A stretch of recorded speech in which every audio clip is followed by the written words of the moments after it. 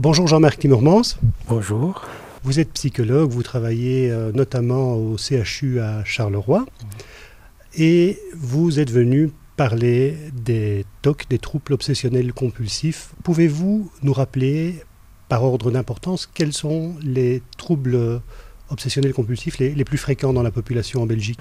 Vous faites bien de parler des troubles au pluriel parce qu'il y a différentes formes qu'on peut observer. Les formes de troubles obsessionnels compulsifs les plus fréquentes sont les formes de lavage et de vérification. Les formes de lavage, par exemple, cela reprend les personnes qui ont des problèmes, des obsessions de contamination et qui vont développer des compulsions de lavage pour éviter d'être contaminé. Donc c'est la personne en situation classique, c'est celle qui, après avoir touché une planche de porte par exemple, pense qu'elle est contaminée et est obligée d'aller se laver les mains. L'autre forme la plus fréquente, c'est la forme de doute vérification. Nous avons tous eu par exemple l'idée à un moment donné, tiens, est-ce qu'on a bien fermé la porte de notre voiture, on est allé vérifier. Dans le cadre du TOC, en fait, la personne, si je prends une situation un peu similaire, elle est amenée à aller vérifier 7-8 fois. Ce qu'habituellement, quelqu'un qui n'a pas le TOC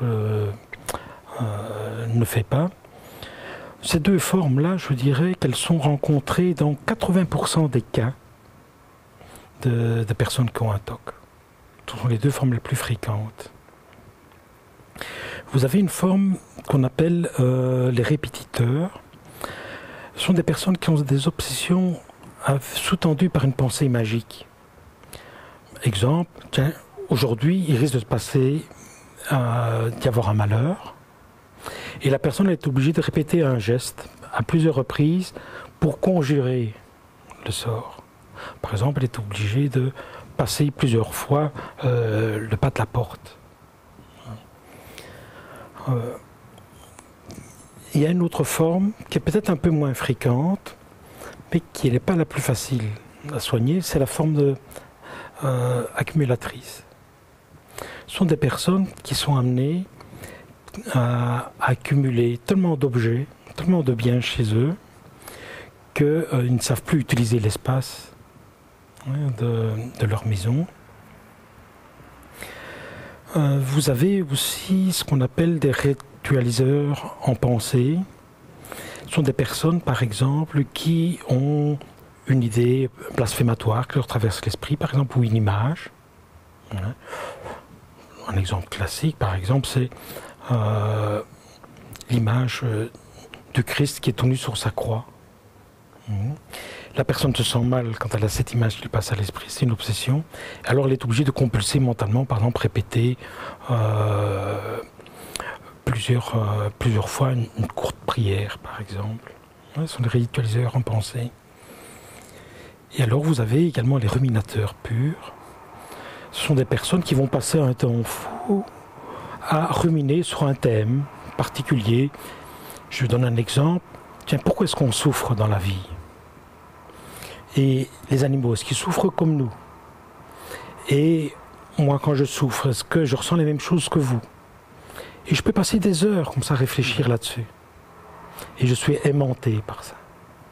Monsieur Timmermans, mais tout le monde se lave les mains un moment et peut-être même 2 fois d'affilée. Tout le monde va vérifier de temps à autre si la porte est bien fermée, si la fenêtre est bien fermée. Mais ce ne sont pas là nécessairement des TOC.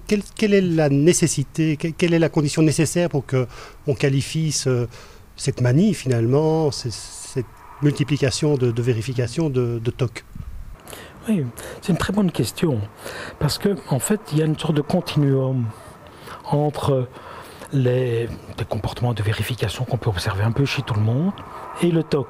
Pour parler de TOC, il faut que ça vienne interférer avec le fonctionnement social ou professionnel ou familial, ou bien que ça crée une détresse importante chez la personne. Donc il y a un problème de seuil. Il faut que ce soit suffisamment intense pour que, par exemple, ça crée des conflits dans la famille, ou bien que la personne ne sache plus aller travailler, ou bien elle s'isole. Donc ou bien elle est extrêmement angoissée. Donc il y a un problème d'intensité. Nous avons beaucoup parlé de TOC d'accumulation aujourd'hui. Qu'est-ce qui différencie un TOC d'accumulation d'un collectionneur qui s'intéresse aux capsules de bouteilles, aux petits soldats de plomb, aux timbres? Il ne souffre pas d'un TOC nécessairement. Oui, effectivement. Il y a plusieurs critères qui permettent de distinguer les deux. Si vous prenez un collectionneur, par exemple un collectionneur de figurines, en fait il sera tout content de vous les montrer. Il vous invitera même à venir les voir et il est très fier de ses possessions. Quelqu'un qui est accumulateur compulsif, lui va éviter ça.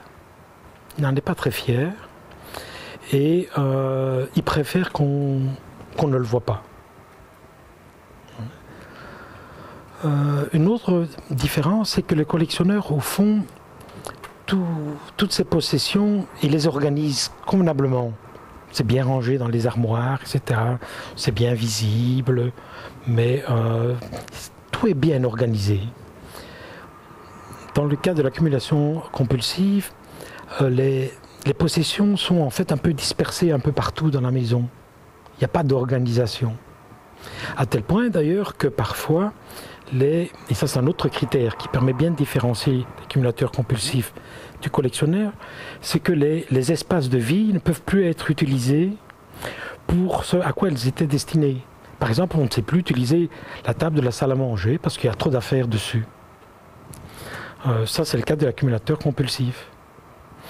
Chez le collectionneur, ça ne se passe pas.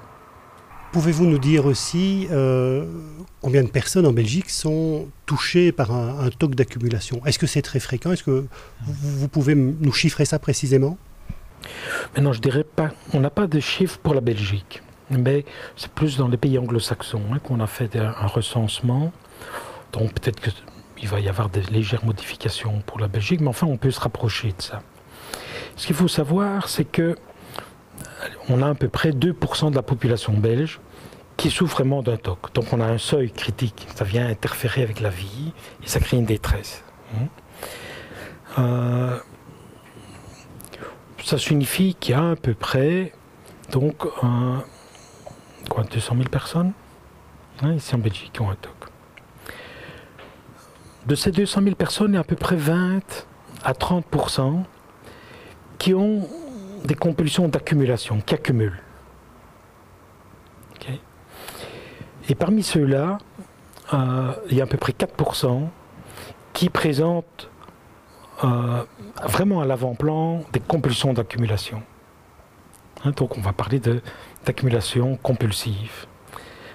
Cela signifie, si on décompte tout, il doit y avoir à peu près 10 000 personnes ici en Belgique qui souffrent d'un TOC d'accumulation.